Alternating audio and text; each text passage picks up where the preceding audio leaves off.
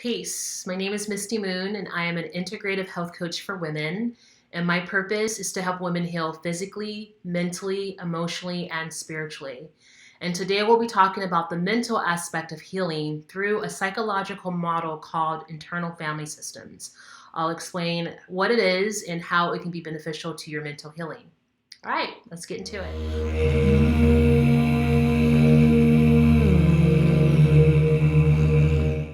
So, internal family systems is a psychological model created by a family therapist named Richard Schwartz.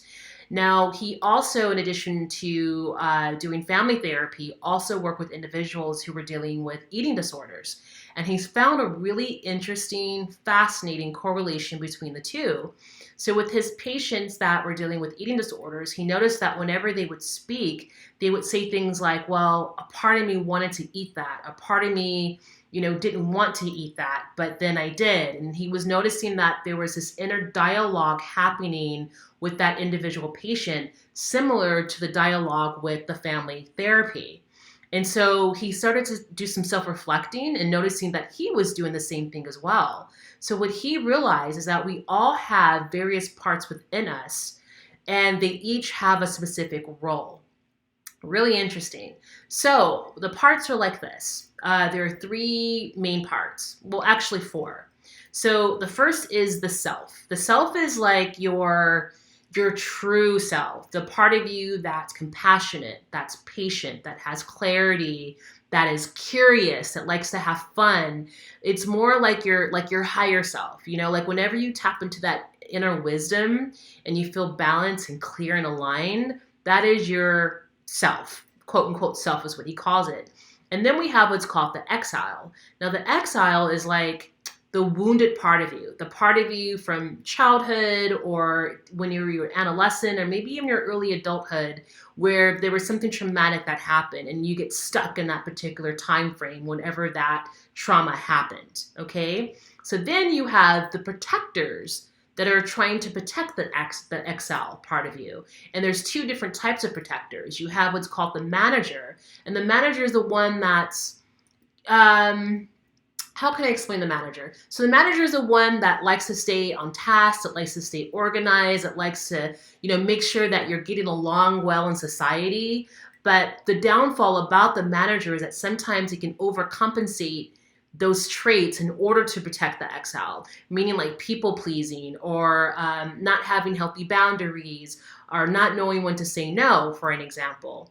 And then you have what's called the firefighter. That's the other manager. The firefighters are more the reactors. The firefighters are the ones that numbs out with drugs, numbs out with alcohol, those who become suicidal. That's a part that's considered to be a fighter. People who cut themselves, like any kind of harm is what a firefighter would be. Now, the beauty about this model is that it gives you an opportunity to embrace all parts. Like a model of internal family systems is all parts are welcome. Okay, so for an example, like the part of you, the firefighters that are, whether it's numbing out with drugs or numbing out with sex or excessive like spending, like maxing out your credit card. Oftentimes in other models, that part of you is shamed, right? Like you kind of ridicule that part of you. Where in internal family systems, instead, you embrace that part. You try to understand, like, why is it that because again, both the manager and the firefighter, they're just trying to protect that wounded part. And they're trying to protect that wounded part from feeling those intense traumatic emotions that they had when that particular trauma happened. That they're just trying to do their job. That's all they're trying to do. And so if you can get to those parts and give them an opportunity to relax so they can be heard, then there's like this dissipation that happens and they were able to move out of the way. Then you're able to access the exile, the trauma, the wounded part of you. And then ideally what you want to get to is go back to that place where the trauma happened and reenact it. It's almost like hypnotherapy in a sense when you get to this part of the training and you allow that wounded part to go back to that traumatic part, that traumatic incident, and to recreate the story of it so that they can heal from it and be able to dissipate that trauma. So in a nutshell, it's a little bit more involved than that, but I just wanted to give you an overall view of how it works, like the end goal of this therapy. And so what I love about internal family systems is that when I learned that I can actually, like, the part of me that did emotionally eat, the part of me that was suicidal, the part of me that wanted to sleep in, it gave me permission to embrace that part of myself as opposed to beating myself up. And a couple of videos ago, I talked about being okay with where you are. Well, internal family systems, that's really where I embraced that, was through this model. And you also learn about all the nuances of yourself. Like we literally have multiple personalities. And like I explained in the other video about being okay with where you are when it comes to depression, the difference between one who's schizophrenic and one who's not, one who is schizophrenic, their trauma was so intense that they had to compartmentalize the different personalities. Where with the non-schizophrenic person, they're kind of blended together and they kind of function, they just blend together is the only way that I can really describe it. And when you tap into those different aspects of yourself, you get to really learn about parts about yourself that you wouldn't have discovered if it wasn't for this model leading you to those parts. So, for an example, so far I've been introduced to 5 different parts of myself. So for an example, I'll introduce you to some of my parts. I'll be happy to share that with you. So Madeline. So Madeline is the one who's like a Virgo. She's super organized. She's super punctual. A little bit of a neat freak. A little bit on the ODC side, a little bit. And then I had 6. 6 is, and mind you, they all have different ages, the different temperaments, they have different likes, they have different dislikes. It's such a fascinating model. So 6, I was introduced to 6. I didn't come up with a better name for her. So 6 was my 6-year-old. And I had this, and again, like these things, it's all intuitive, like it's not linear. So when you're working with a therapist who's privy to this, it takes time for these personalities to come up because it all starts with awareness, like any healing, right? So once you become aware of the fact that you do have these various parts within you, when they feel safe, then they start to present themselves. And it could be spontaneous. Like I just was introduced to another part while I was on my walk a couple of weeks ago, and I still have yet to take some time to dig in to get to know her.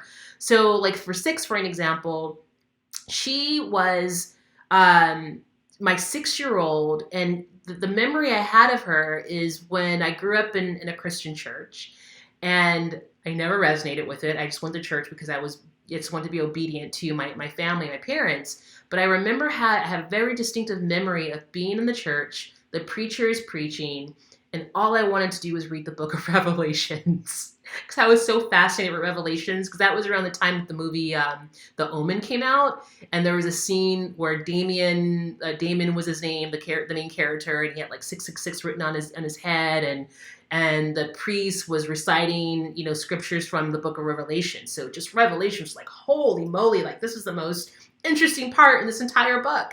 And so I realized that 6 spawned this part of me that's interested in conspiracy theories and aliens and metaphysics and magic, So it gave me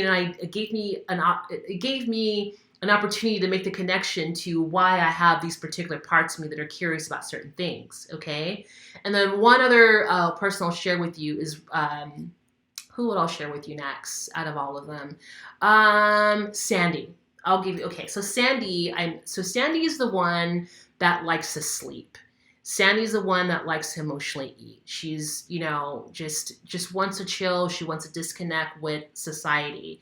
And so I'll break this down to help you understand like why these different parts are necessary. So Sandy, and this is what I learned in my therapy, because before I would get upset with Sandy, or at least Madeline, the one who's super punctual, who's like studious, wants to read and wants to study, she would get pissed off at Sandy because all Sandy wants to do is just sleep and eat and binge watch on Netflix. And so when I was able to understand these parts, like when the self is able to kind of intervene and like give those two space, then I was able to understand Sandy. Sandy, whenever I would get into those modes, this is back when I was like really depressed, Sandy was just trying to protect me, protect the exile, the wounded part, from feeling those intense emotions because it's traumatic. Those emotions are really intense. So that was her part. That was her duty, you know? And so once I was able to understand Sandy and not ridicule Sandy, Sandy has kind of dissipated and she's using her energy in a different way. Meaning now, when I get tired, it's because I need to fucking rest. I need to take a nap, you know, because you can't just go, go, go, go, go. So now Sandy, now I'm able to create more of a balance with the characteristics of Sandy. Okay, and with Madeline, yes, there's a time to be punctual and to be organized, but sometimes we need to chill out. Okay, so it's like, again, it's like family therapy. You have all these different family members that are conflicting with each other. I hope this makes sense because it can get a little complicated if you're not quite familiar with it. Let's see here. What else do I want to say about that? I think I'll leave it at that. It's just a really fascinating model. It's an opportunity to get to know all the different nuances within your personality, within yourself. You know, and it makes me think of the quote, "Know thyself." The more that you know yourself, the more empowered you can be. And so this is another doorway to allow you to go deep into your subconsciousness to really break apart all the different parts of you. And you've said it too. Think about it.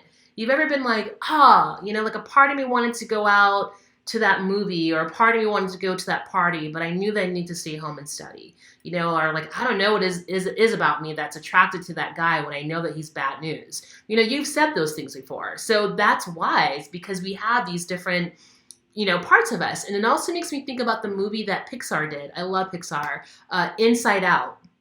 It wasn't necessarily like based on internal family systems, but they did touch on the part that we do have all these different characters in our mind. And oftentimes they're like a family. They conflict with each other. Or sometimes they get along and they collaborate with each other. So anyway, that's my share for today without getting too wordy. Eternal Family Systems, I highly recommend to look it up.